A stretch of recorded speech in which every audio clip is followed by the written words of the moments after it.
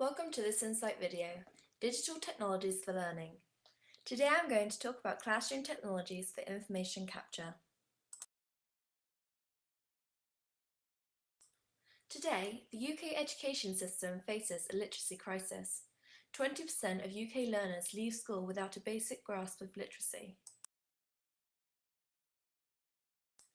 Our education system is a text-heavy dependent culture. If you are a learner with literacy needs, then you may experience issues with writing, reading, planning, presenting, communication, or a combination of these which may seriously affect your ability to learn and cause a substantial lack of transferable work skills. Literacy in text is the key to every subject. It doesn't matter if you study science, mathematics, computing, geography, humanities, or the arts. Your ability to work with text is fundamental for success. If you are unable to take notes, to make notes, or to read, then you face a substantial disadvantage in your ability to learn. Today I want to focus on the importance of notes and note-taking. Without good notes and note-making, it is impossible to identify the information we need to know and learn. It is impossible to organise the information. It is impossible to make vital learning connections. It is impossible to associate information to build a whole picture of a subject.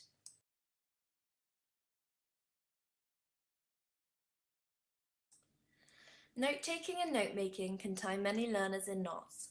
If your handwriting is slow and untidy, this often leads to a poor structure of notes taken in lessons or lectures. With poor notes, you will be unable to identify, connect, and associate information within your notes that will lead to a lack of detail and understanding.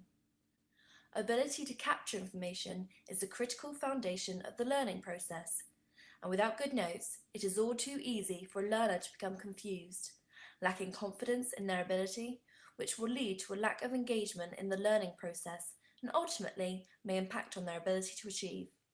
In short, poor note-taking can derail a learner in the process of learning, leading to wasted time and, sadly, significant waste of learner potential. Using visual applications allows us to make thinking visible for those learners who find the traditional longhand methods of note-taking ineffective. We need to look for alternative methods of effective note-taking and note-making which remove barriers caused by text-heavy study methods. One such method is mind mapping. By mind mapping, I don't mean this. I don't mean a pen and paper solution, as many of the barriers that exist with taking handwritten notes will also exist with hand-drawn mind maps. From my own experience as a learner with dyslexia and motor skill issues, anything that requires me to use a pen and paper, whether writing or drawing, is slow and untidy.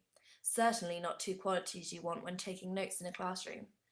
Technology provides an excellent way of being able to capture information quickly and efficiently using visual means.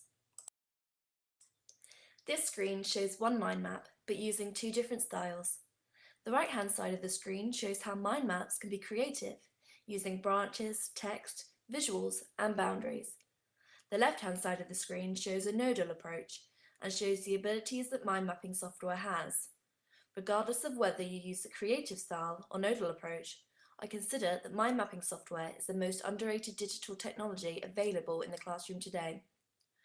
With mind mapping, learners are able to capture information in a structured way using the minimum of words. This structure is a true reflection of their own learning and understanding, and a visual representation which uniquely makes their thinking and thoughts visible without the drawback of heavy text. You could argue that this is equally successfully done with a hand-drawn mind map. The real power of mind mapping software comes when we examine the left-hand side of the map. To learn a zone structure, they are then able to connect information from any electronic source of any type to their map. Suddenly, a learner is not simply capturing information, but by adding their own branches to continue their structure, they can restructure the information to reinforce their learning with added accumulated information from any source.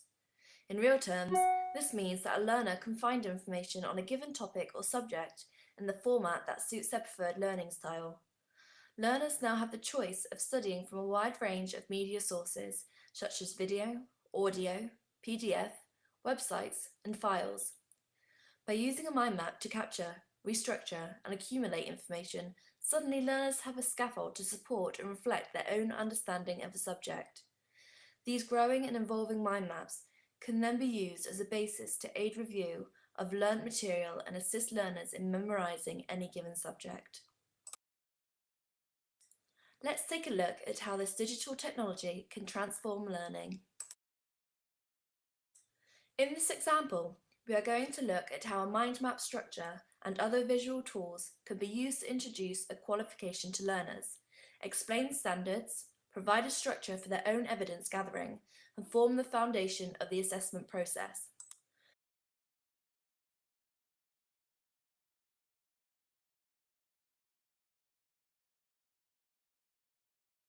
You can see our first branch of this mind map in presentation mode describes the unit details.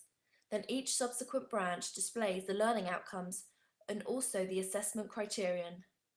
While in this case we have chosen to record it as a video, this could easily be used with recorded audio files on each branch to allow the learner to listen to audio playback of each branch, removing the barriers caused by poor reading skills. In addition, the mind map can be used to add any associated information in any format, stored in any location.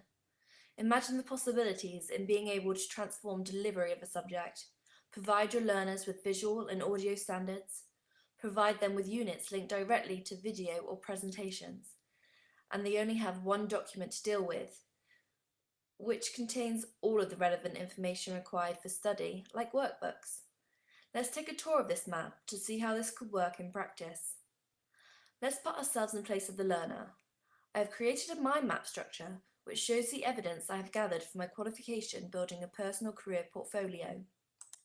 The structure was created at the beginning of the qualification and has acted as my guide to completion. If we look at the central image by clicking on the link, we can see that I have attached a workbook to my mind map.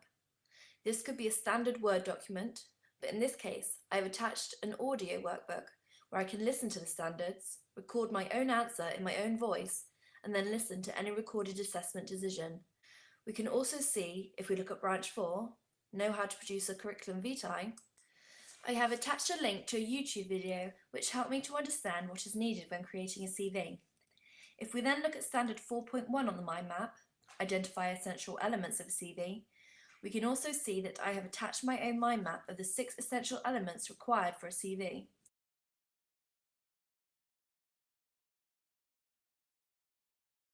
I think you will agree, although these are very simple examples, it demonstrates the immense potential of software mind mapping in transforming learning.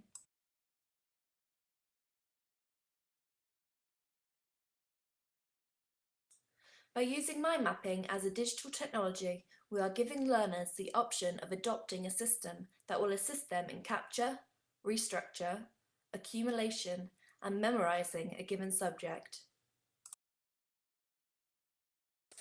As we have seen, it is the power of combining technologies that breaks through learning barriers, enabling learners with personalised learning solutions, new methods of assessment, and innovations in support. For more information on making learning accessible by the use of digital technologies, please contact us at puzzleboxlearning.com or email simon@puzzleboxlearning.com or telephone me directly on 07817 432 610. Please look out for our next Insight video, Digital Technologies for Learning, the Use of Audio.